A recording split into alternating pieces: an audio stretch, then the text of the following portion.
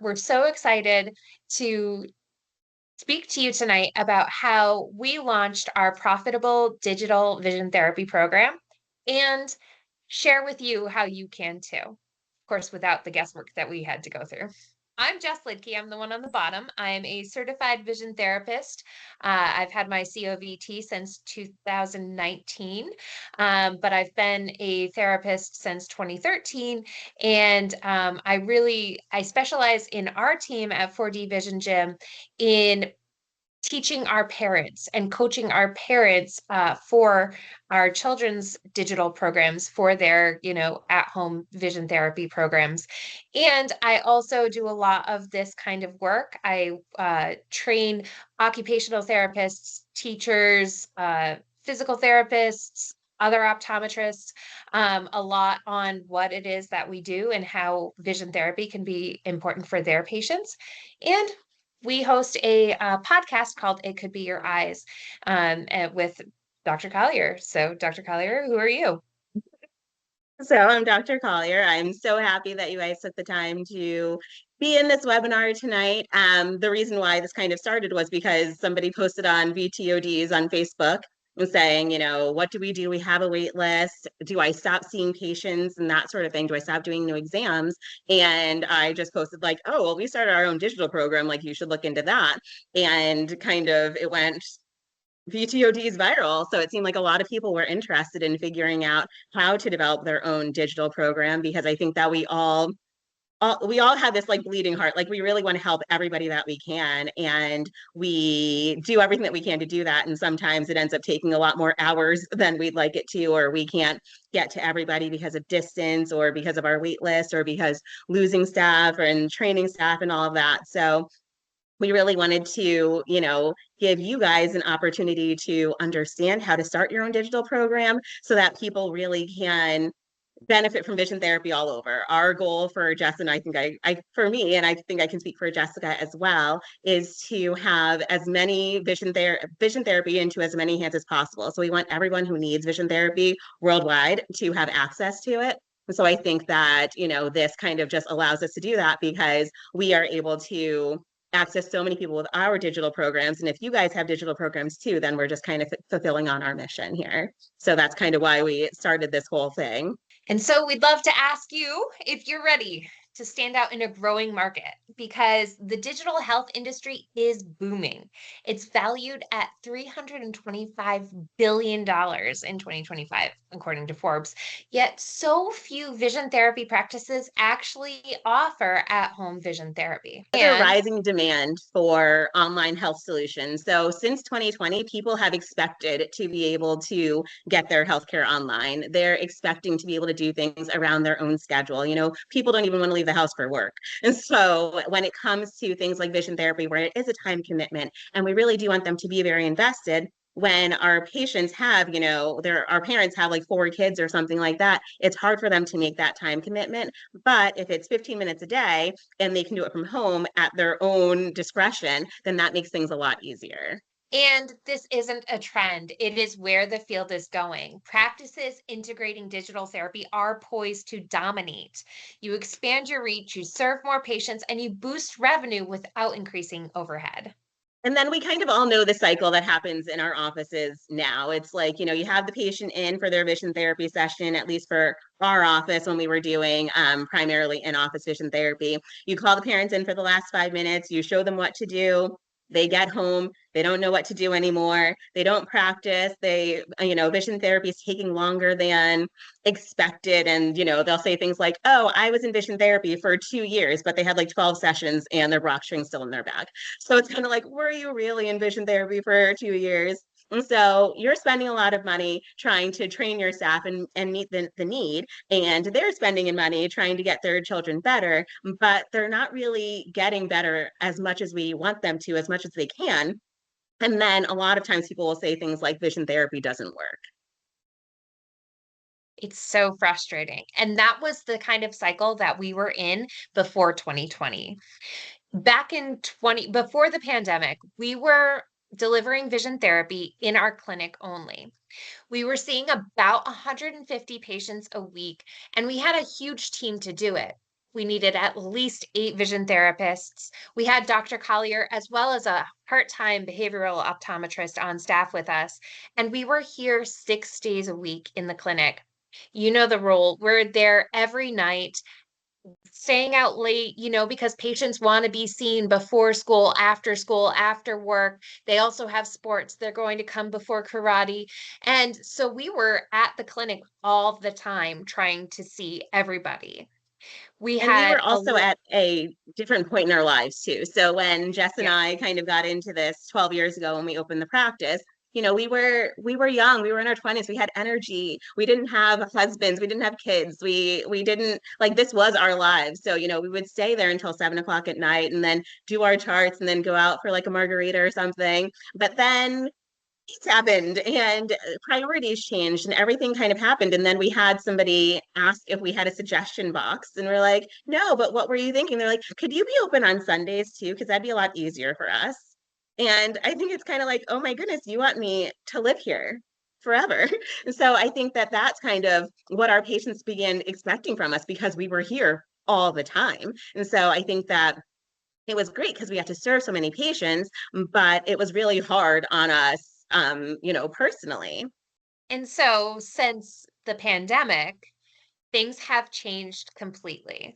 We really decided to target and hone in on our digital programs because we're able to serve a lot of people, but we don't have to actually physically be in the room with these people. We don't have to have our hands on them all the time. I think one of the things that we were really struggling with at first was we thought, well, we do vision therapy really well. There's some not so great vision therapy out there, and we do it great. And so when we thought about how we would take that experience and make it digital, we weren't sure how that was going to look. And then it actually works. So we'll talk about that. And so then now, like since the pandemic and us adding digital to our clinic, we went from 150 patients a week in the office to now we're just at 40. So we're very like boutique practice. We know everything about everybody. We know all of our families, kind of how it was when we first started the practice. And we only have 2 vision therapists on the floor. It's just me now. Our hours have cut down tremendously. We're only open 2 Saturdays a month. We had to change things with insurance because, as you all know, in January 2023, codes changed. And so we were no longer able to bill the 92065 unless the doctor was performing the services. And that's not how our practice is set up. And then also they changed it from orthoptics and pleoptics to just orthoptics. And the 92066, when we first started billing it, when we would submit it to the insurance panels, they said that it wasn't on their fee schedule yet. So we can check back in April. And this was in January. And we're like, no, we can't. That's not how math works. And so we had to really come up with something else. And we were lucky that we were ahead of the curve as far as already having a digital platform in place. So we were able to make that transition easily without losing any revenue and actually having an increase in our revenue. So as Jess said, the world changed in 2020 and we had to start doing some vision therapy remotely. And so Jessica was on, from her living room doing vision therapy in people's living rooms and trying to do these video sessions. And what we noticed were some people did really, really well. Other people, not so much, but some people did better than they would have in the office because they were in a comfortable environment and also they understood a lot more of the reasoning as to why they were doing the exercises. Because the parents weren't being called in the last 5 minutes anymore. They were there for the entire session and they were able to really absorb the why behind everything. And that really seemed to change quite a bit. So then we also realized that our priorities were changing. And, like I said, we had kids and now I have a lot of them. And it's kind of just, we have different priorities. Like I need to be at ballet and I need to be at basketball and Jessica needs to be at soccer. And we're always going someplace. And we love our patients and we want to do everything we can for them. But we also needed to have not necessarily work-life balance, but we needed to have work-life joy balance. And that's kind of what we were facing. So when we came back from the pandemic, we decided that we were not going to come back with all of our therapists. And so some people didn't want to come back because they wanted to work from home. And I don't know if this has been an issue that you found in your practice, but finding people who want to leave their homes to work is a little bit harder for us. And vision therapy is not only leaving your house to work, but it's leaving your house to work with sometimes a difficult population and also, not the best hours because we need to be there after school hours and on the weekends. And so we kind of decided that we wanted to scale down our team, and that meant that we would have a wait list. And that was very distressing for us because we got into this because we wanted to help every person that we could. And us having a wait list was not that. And also, then it's like, you do the exam and then you tell them, okay, we'll let you know when a spot opens or something like that. Or you're cutting down how many exams that you can see so that you make sure there's a spot available for them. And it just wasn't what we wanted to do, but it was kind of what we needed to do. So then we decided that we needed to at least have some option for them. So we thought to look into going into digital. And we had some concerns. Like Jessica said, we do vision therapy really, really, really well. And our patients get better and they get better really, really quickly. And we really were convinced that we needed to do it. And so when we do it, it's better. Like, parents don't practice, patients don't practice. We need to do it. And we were having our patients come in sometimes twice a week because we were like, we can do this, but we need to do it. We need to be the people doing it. We also didn't want to really look at other digital options because HTS, I think, is an amazing program and we do use it as an adjunct to therapy. And there are other computerized vision therapy programs that are great, but we didn't want to add to screen time, especially after COVID. Our kids were coming in with pseudomyopia, accommodative excess, convergence insufficiency. They were coming with everything because they were on the screens all the time. We couldn't, in good conscience, recommend more screen time. We also, like I said, we're concerned about sacrificing quality of care. And so if the patients aren't going to do it right, then is it better to just not do it at all? Then parent participation. History has shown that parents don't really practice. And, sometimes the kids will say they practice, the parents say they don't, the parents say they practice, the kids say they don't. We don't know what's going on. But like I said, your Brockstring or your Marzen ball still in a bag. So it's folded up very, very neatly. And I'm thinking that maybe it didn't come out of its package. And then time constraints. We scaled down our team. So how are we going to take on this undertaking of starting a digital program when now we have less staff? And at the end of the day, we didn't want computerized vision therapy. We wanted our office in their home. We wanted 4D Vision Gym at home. And so we launched a program called 4D Built to Read in August of 2021 as a temporary solution to our waitlist. What we figured was that since the beginning of my career, I have been very, very focused on the sequence of vision therapy. And I've trained numerous therapists in different practices, and a lot of them have gone on to get their COBTs. My sequence of how you program vision therapy. And it's very methodical to me. Like, I feel like it needs to be, this person has these diagnoses, this is what we're going to do, then we're going to do this, then we're going to do that. And that's how everyone in our office is programmed. We start with a treatment plan that's programmed from start to finish at their first exam. And then we tweak it as things go on and, other symptoms come up and they remember certain things or their numbers don't do exactly what I'd like them to do. But I have pretty much my methodology that we use on all of the patients. So we figured if we started a temporary vision therapy program where they kind of just build that foundation, going through those exercises that I do on most of the people that are between ages 6 and 9, that's what our first program was for. The beginning exercises that we do, we can have them build that foundation, then they come back in for their reevaluation, and then we can hit the ground running with in-office vision therapy. That was our thought process. And then people got better, and they got a lot better. So, Jessica, why don't you introduce us to James? So James found us, well, actually, James was referred by his primary care optometrist. She started doing his exam and realized it was his first eye exam. And she realized that she could not get him refracted to 20/20. And mom said she got this look on her face and thought, and said, hmm. And so very concerning. And the doctor turned to mom and James and said, I think he could benefit from vision therapy. And they found us eventually. And James His distance visual acuity was 20/40 at distance and 20/25 at near. His extraocular motility was not great. His eye movements were jerky, he was impulsive, and his NPC was pretty far receded. Depth perception only 5 out of 10 word circles, and his vergence ranges were really tight. He really had poor base out ranges. His base in recoveries at distance and near were not nearly where they needed to be.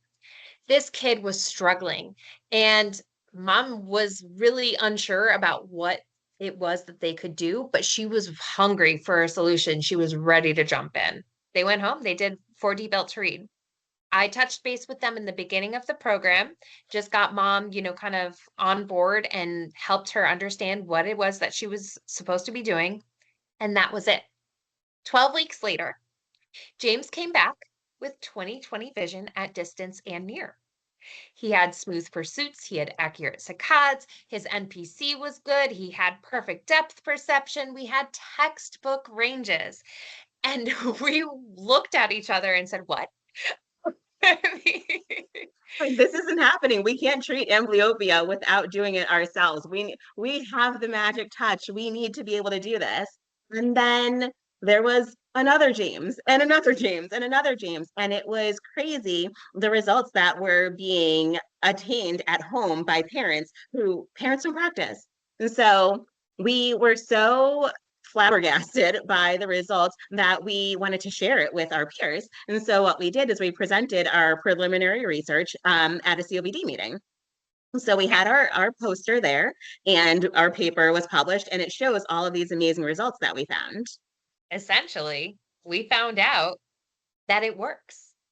And it works when we have parents who really know what they're doing. So that's why we called it home therapy is efficacious when parents are trained as therapists.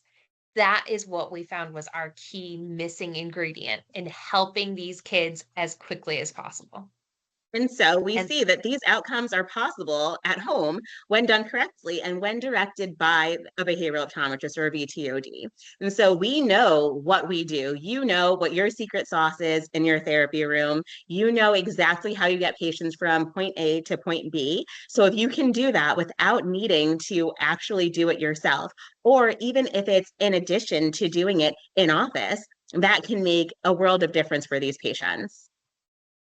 And so, with our first digital program, 4D Built to Read, our waitlist program that we thought, we grossed more than $25,000 in 6 months. And so, we were able to decrease our waitlist and provide care to so many more people.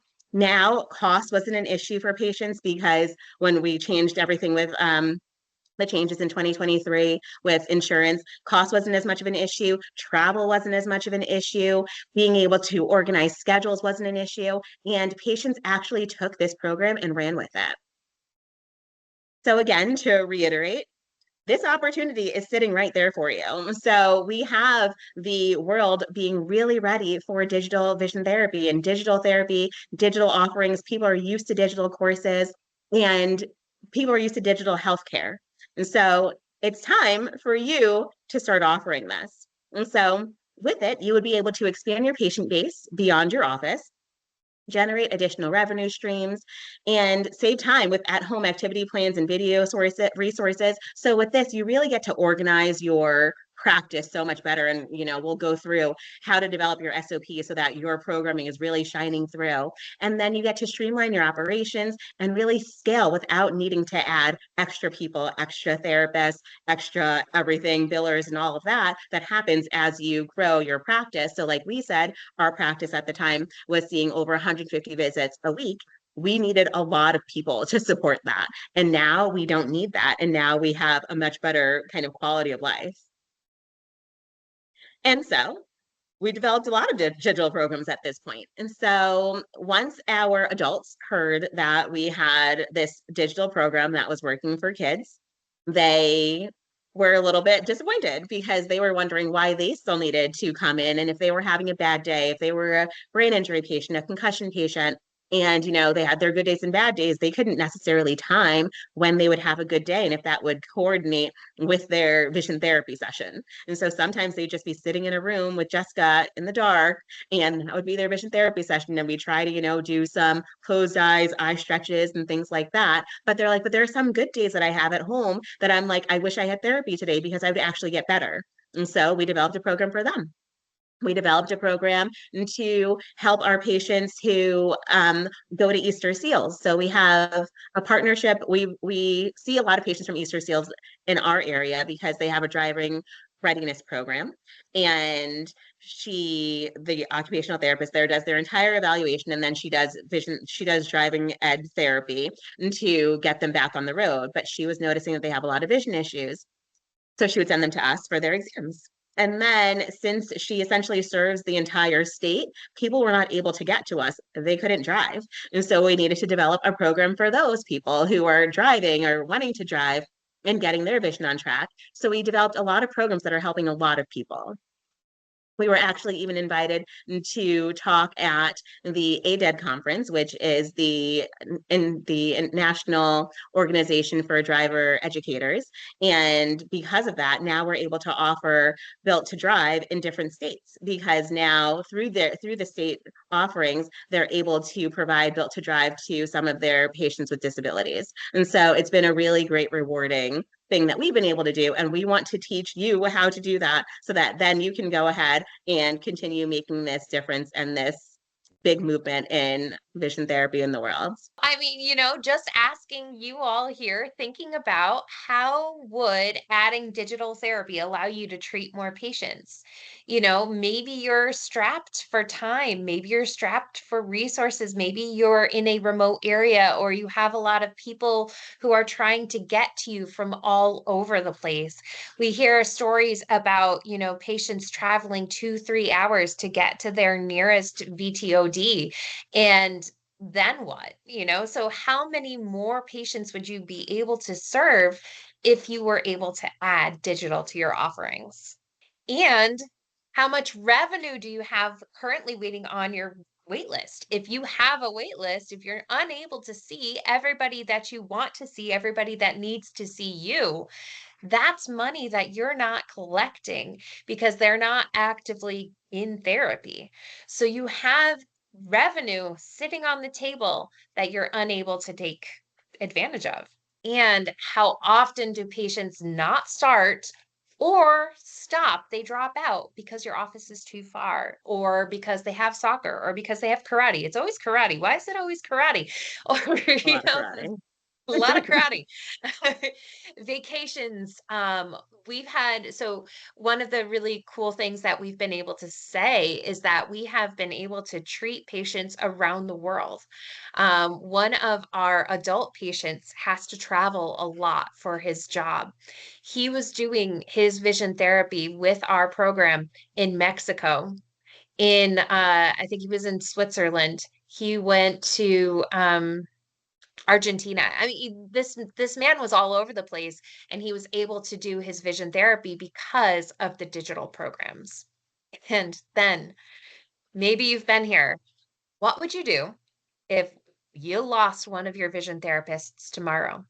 They went out to lunch and they never came back.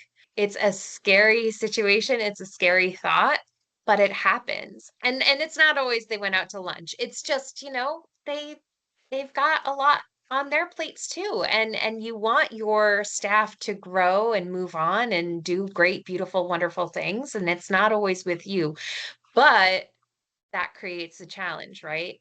Hiring, finding staff, training them. Nobody goes to school to become a vision therapist necessarily. So it's such an undertaking. And when you have these programs in your back pocket, it's okay. That transition can be a lot easier.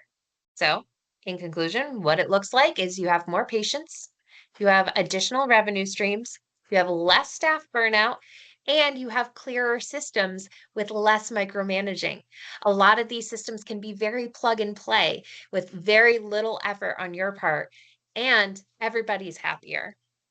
It's perfect for everybody who's looking to expand your impact, reduce your burnout, and deliver that high quality care that you're probably already known for, because if you're here, you actually care.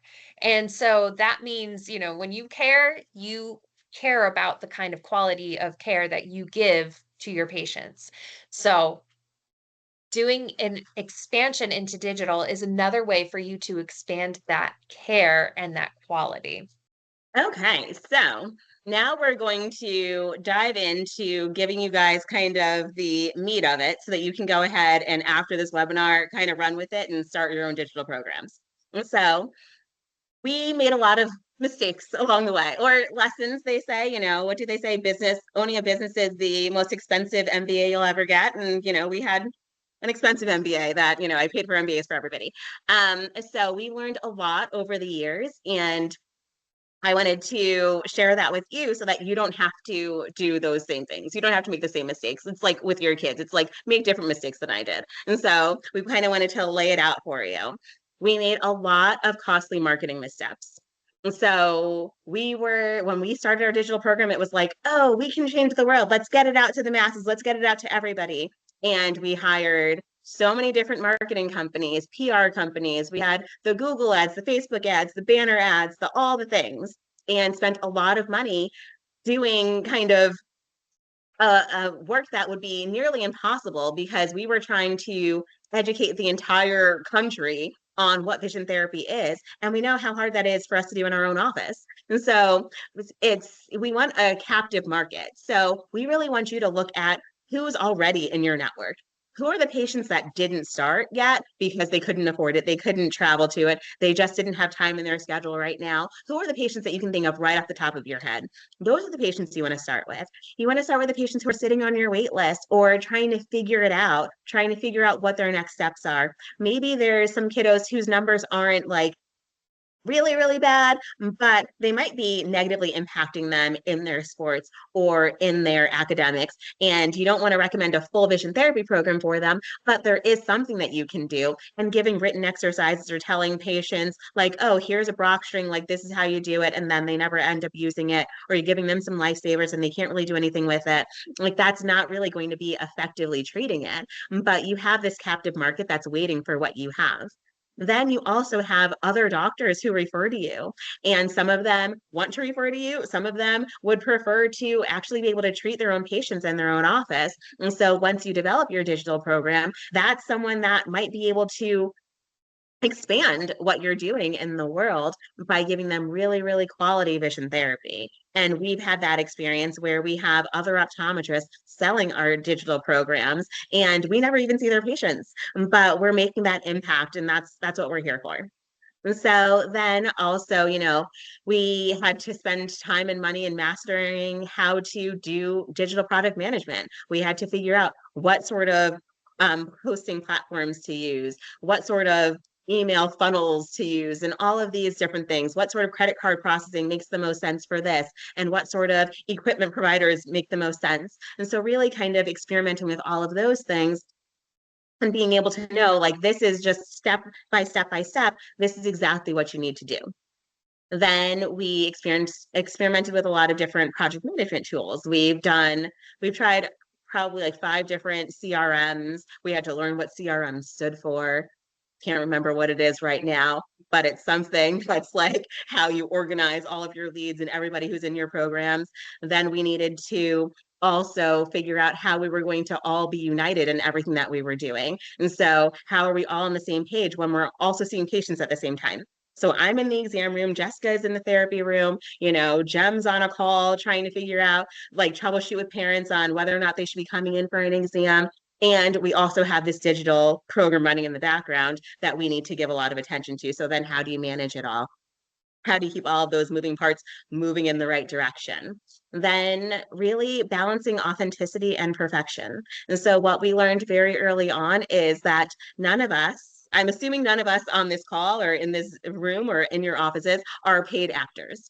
And so we really needed to figure out, like, okay, this video is going to teach you how to do vision therapy at home, and I'm going to be the therapist that I am in the office.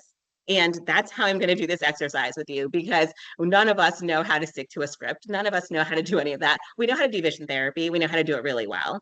So let's do these videos where we're teaching them how to do vision therapy, how to do it really, really well, and get the results that they're looking for. And then equipment, sometimes we were able to have professional photography, in the office and doing the videography. But if there's an exercise that we really want to do with this patient and we really want them to practice it tomorrow, then we just need to record this video. And we're not going to do it on the iPhone. So, we had to make sure that we had the right cameras, the right audio. We had to make sure we had everything. And these are all things that we don't want you to have to be thinking about.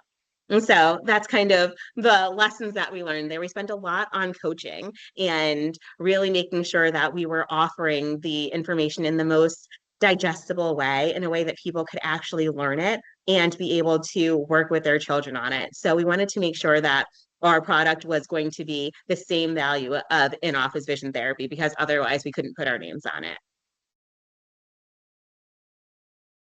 So let's go through the framework. And so we developed this framework, and we want you, this is what we really want you to take from this experience tonight. The first thing that you need to do is just design your patient experience, and we'll talk more about that, and we'll talk about each of these things. When you design your patient experience, you want to choose a digital platform program hosting platform that will work for you and your staff to your capabilities. Now, we currently don't have a HIPAA compliant platform that we like, so we're creating our own.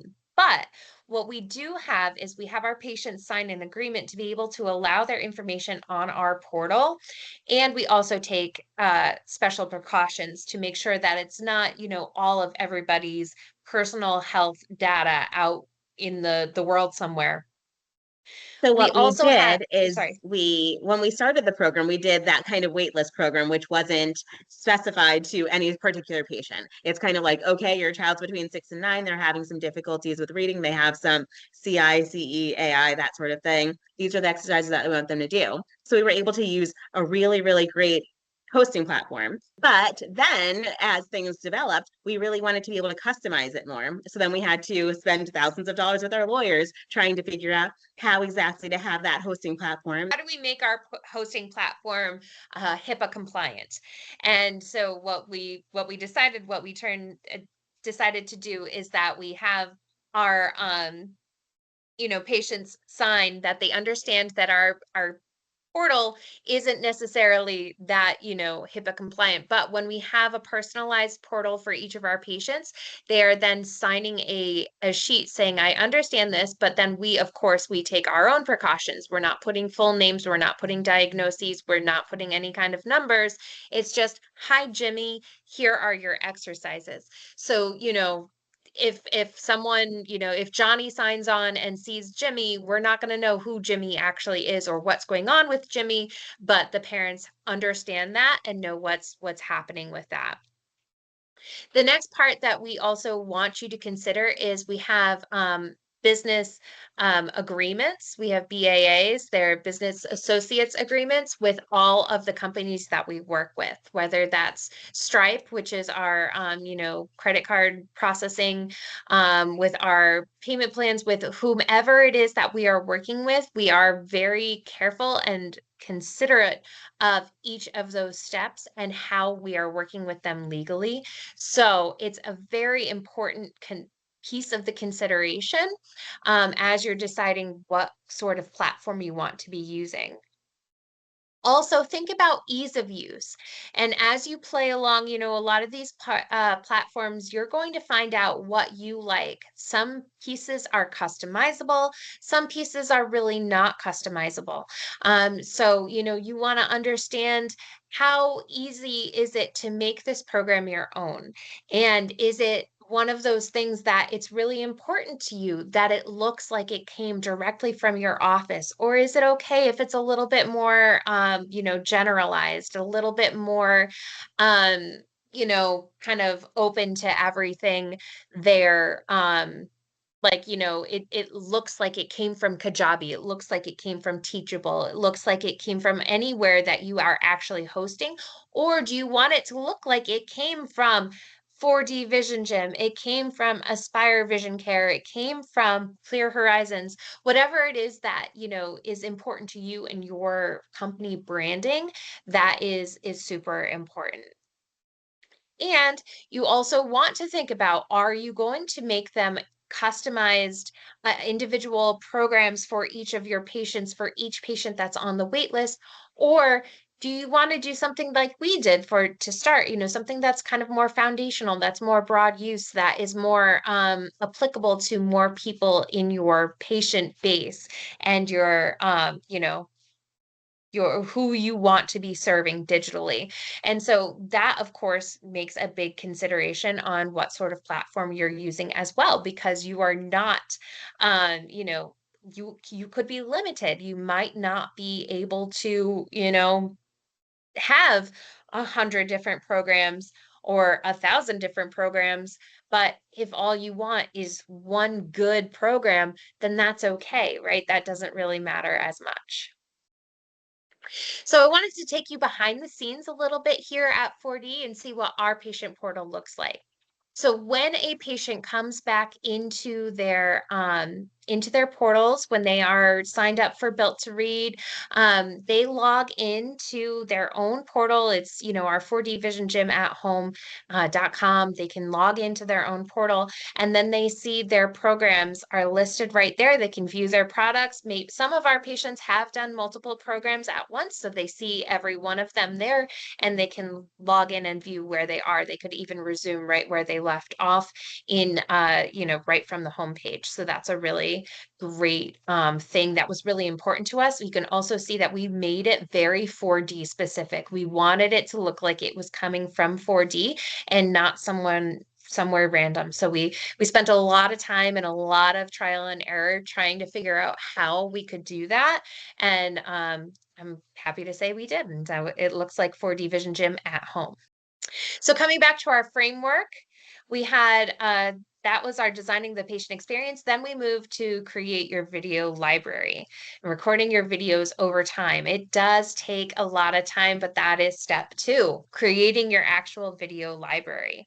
Start recording.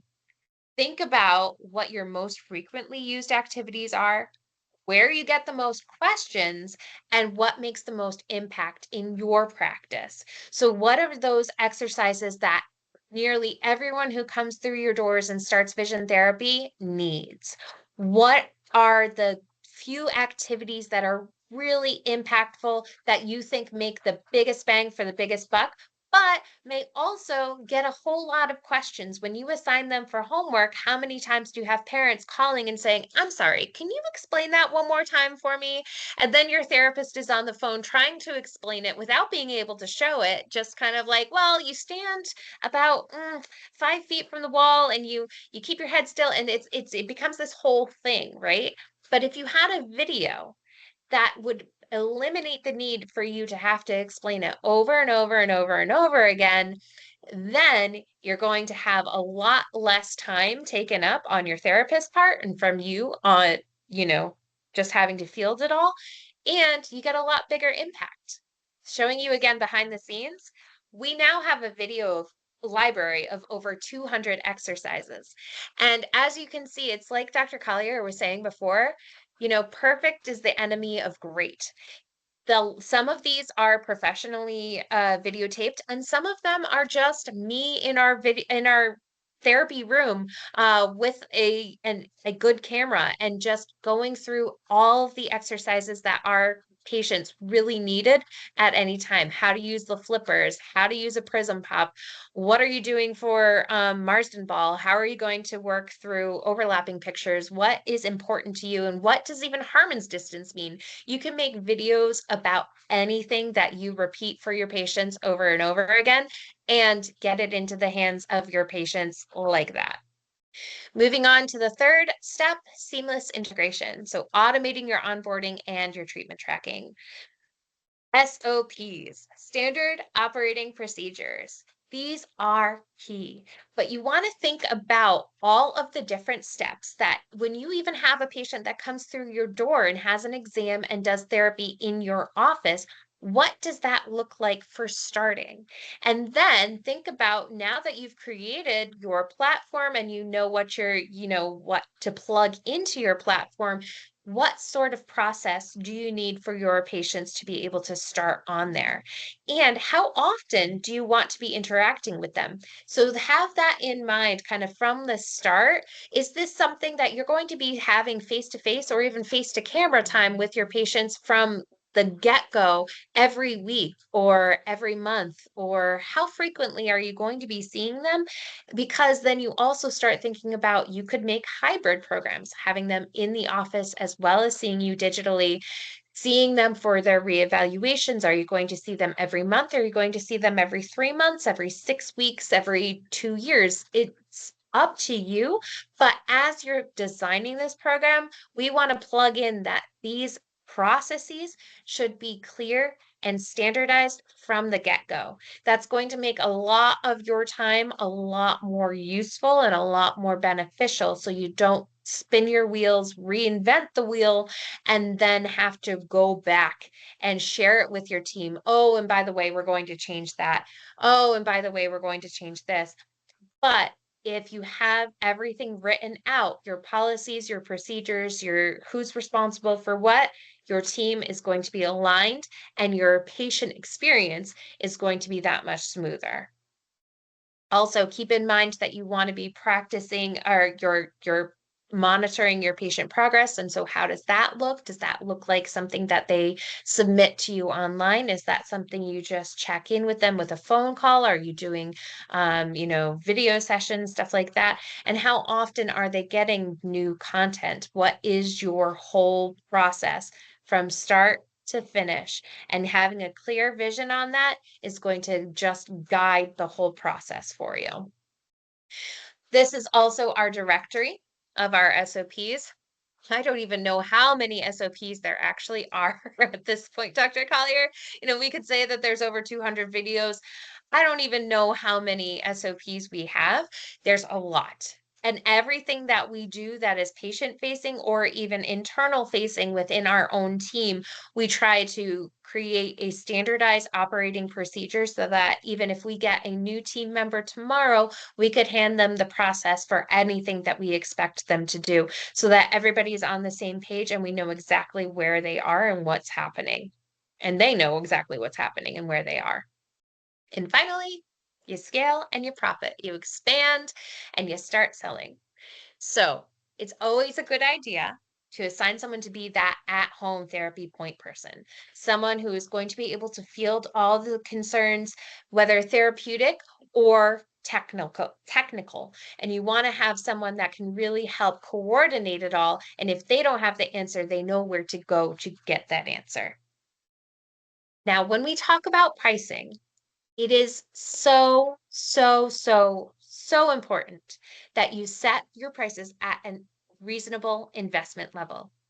Now we know, and we gather that people do not expect a digital program or a digital experience to be the same expense as an in-office experience. That's understandable. But what we do want is that we want it to be expensive enough that they actually invest. If they're investing their time, they should invest their money, or rather, vice versa. If they're investing their money, they will invest their time. It is that important to them. If it's too inexpensive, they may never log on.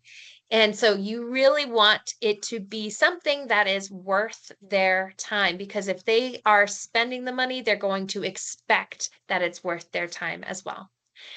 And you also need to just consider that equipment, having it on hand, having it in stock, knowing where or how you're going to distribute it. If you usually see these patients at home, or rather you don't see them, but they're being treated at home, how are you going to get them their next flipper? How are you going to make sure that they have the red and green glasses that they need?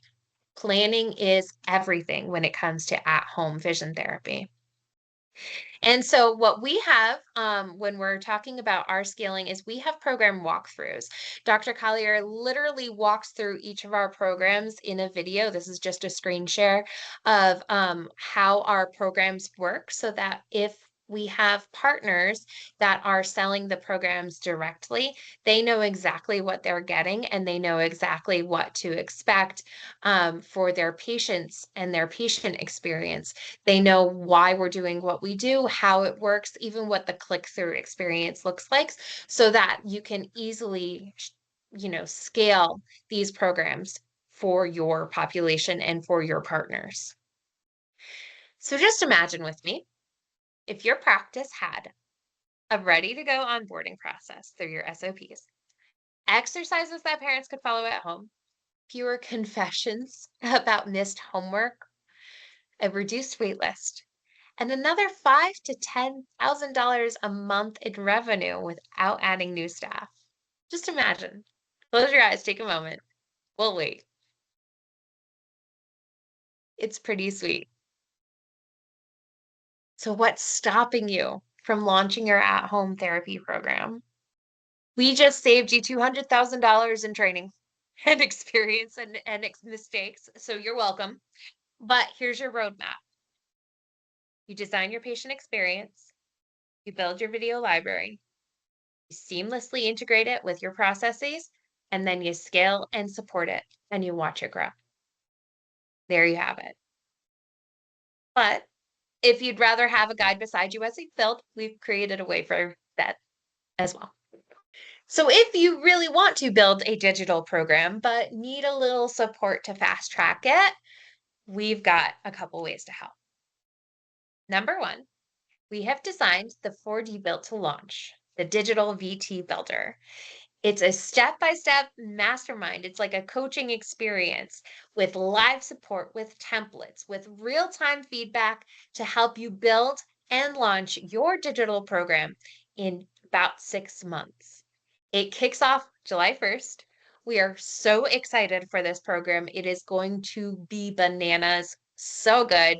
And we've spent a lot of time, a lot of thought into how, because of, like Dr. Collier was saying, we've had so many offices reach out to us and say, this is amazing. I want to do that too. Can you tell me how? And so that's why we got to this webinar. But then if you really want to go deeper, we can only cover so much in an hour. So if you really want to go a lot deeper into how it's done and have someone in the sauce with you, that's what 4D Built to Launch, the digital VT builder, is all about. And if you are not quite sure about all that, but you still really want to add that digital program to your offerings, we have 4D Built for you.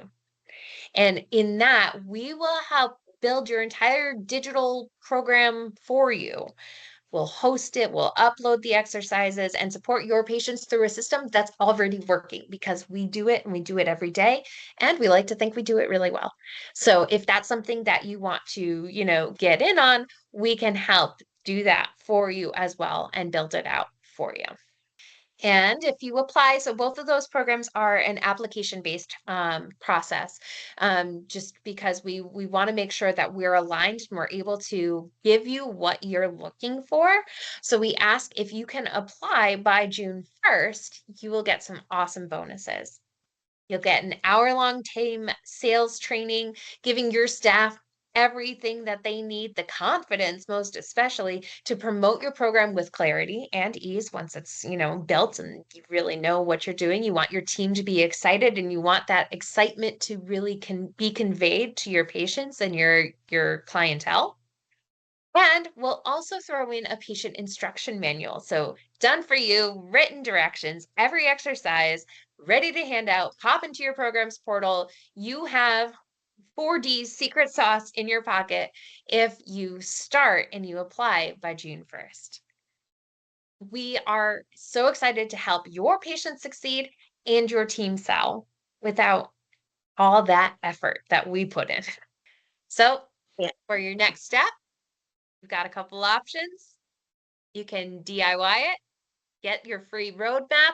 We went through it here in this webinar, but if you scan this QR code, there's also a link to actually download that roadmap in a printable format so that you have it, you can keep it. It's our gift to you. It's totally free. But you could It's a lot also more choose, detailed. A as lot well. more So it's a detailed. lot more detailed. It has like checklists so that you know what you're looking for. It has all of that. So I would definitely recommend that. Even if you are going to do the other two options, I would definitely start with the DIY roadmap because you can start planning out what your vision is for the digital program that you're building. Exactly. Yeah. I mean, it's a good first step for built for you or built to launch regardless. So those are the other options. There's more details there in the QR code. So you can compare all three. You can take the next steps that fit your practice and you can, there's also links to hook up and talk with us one-on-one about what our offerings are and what that looks like for your practice. So we definitely cannot wait to connect with you all. So we have 3 minutes left, and we wanted to definitely make sure we're respecting your time. But if you have any questions, you can feel free to type them in the Q&A box, and we're happy to answer them. Otherwise, you can scan the code there and then ask us your questions by having a call with us. But we are just so happy that you took the time today to really get to understand how to build your own digital program because our vision is for everyone to have their own digital program, either to help with their wait list, to help with the distance, or to end up really having it an adjunct to their in-office vision therapy.